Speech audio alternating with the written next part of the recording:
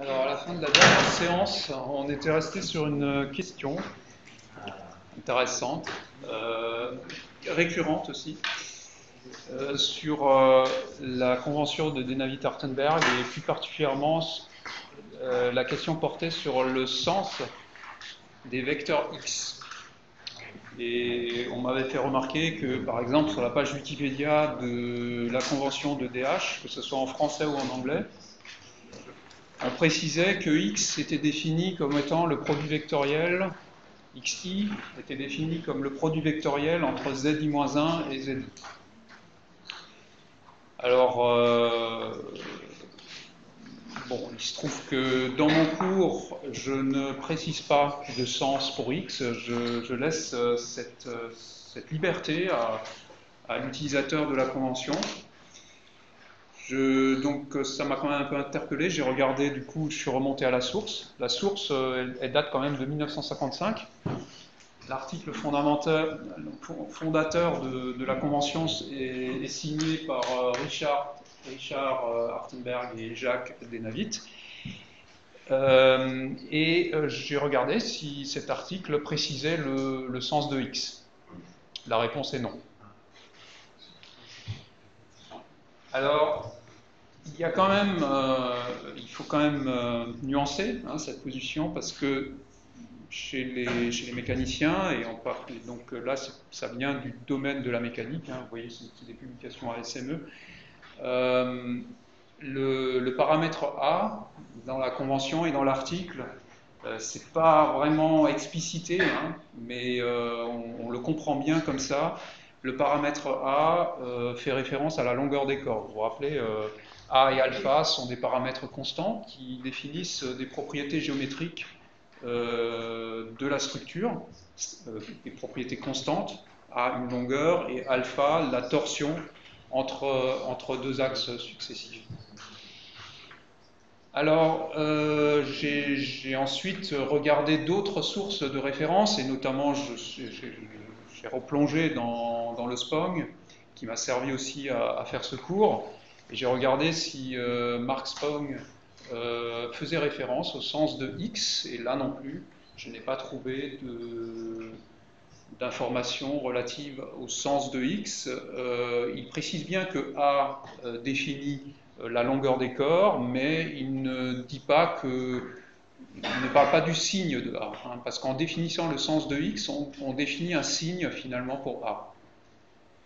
Et derrière tout ça, si on précise un sens pour X, il y a finalement le signe de A. Si A doit désigner une longueur de corps, à ce moment-là, il y a une certaine logique à le rendre positif.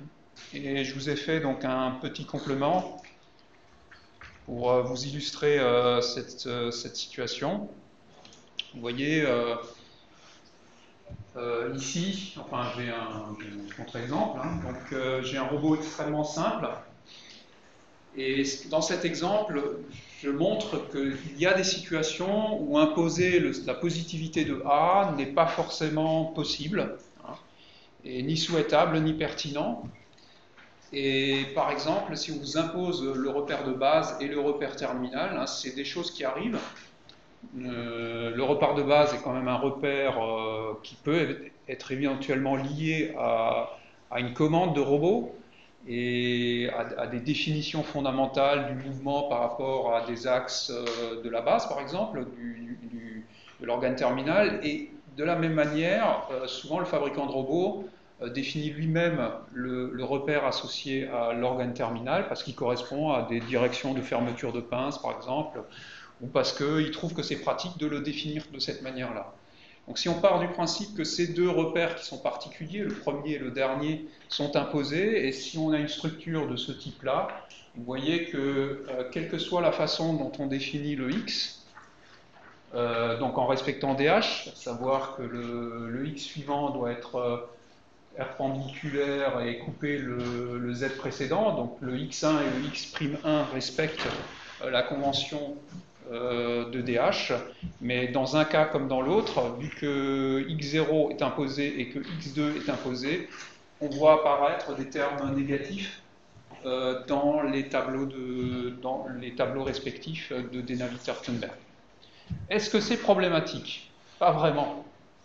Parce que vous avez toujours la possibilité d'injecter même des valeurs négatives hein, dans la matrice générique de passage de DH. Hein. Ici, on ne précise pas que A doit être positif.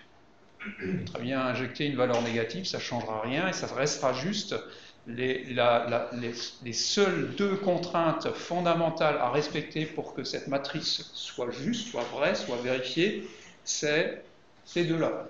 Il n'y a pas de contrainte sur le sens de X. Donc dans ce cours, je préfère laisser cette liberté hein, à l'utilisateur, dans la mesure où jamais, à aucun endroit, ou alors peut-être dans des articles ultérieurs, hein, c'est précisé, quand je dis ultérieur, c'est vraiment très ultérieur, comme par exemple celui-ci, qui date de 2005, qui est une note sur la convention de Denavi-Tertenberg, où là on précise explicitement que A doit être positif, donc ça automatiquement ça a des contraintes sur le sens de X. Mais c'est pas obligé. Donc si on n'en a pas besoin, on peut très bien avoir des A négatifs, hein, si c'est plus pratique, si ça correspond à des hypothèses de départ qui vous sont imposées, rien ne s'oppose à ce que vous utilisiez toute la liberté de cette convention. Et il se trouve qu'effectivement, dans le cours de M. Pixin, il m'a donné son PDF, il utilise la variante dite de Paul de la convention de Denavi-Tertenberg, qui, elle, considère effectivement que A doit être positif. Du coup, ça impose un sens pour X. Donc, si on reprend l'exemple sur lequel on s'était arrêté,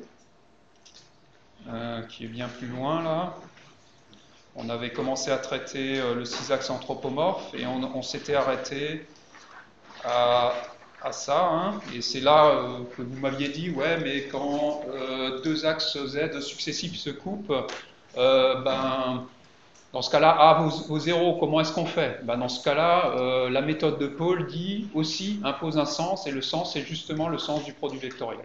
Donc là, ça vous avait choqué que mon x4 soit vers le haut, hein, mais ce n'est pas un problème si je mettais x4 vers le bas, hein, comme ici.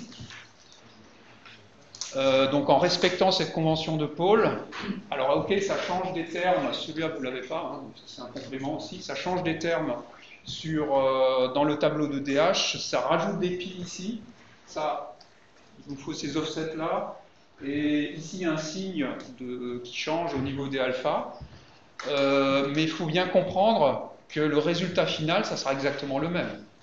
Pourquoi ?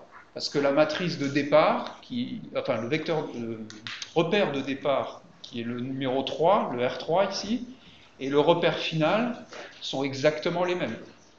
Donc si entre les repères intermédiaires sont différents, ok, les matrices intermédiaires seront différentes, mais globalement, lorsque vous allez faire le produit, la matrice finale sera exactement la même.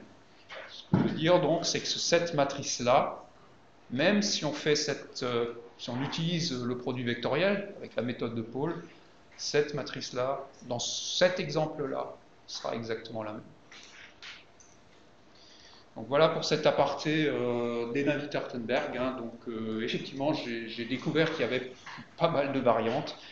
Il y avait pas mal de publications ultérieures qui essayaient d'apporter des compléments. Hein. Donc c'est à chaque fois sous la forme de contraintes et supplémentaires.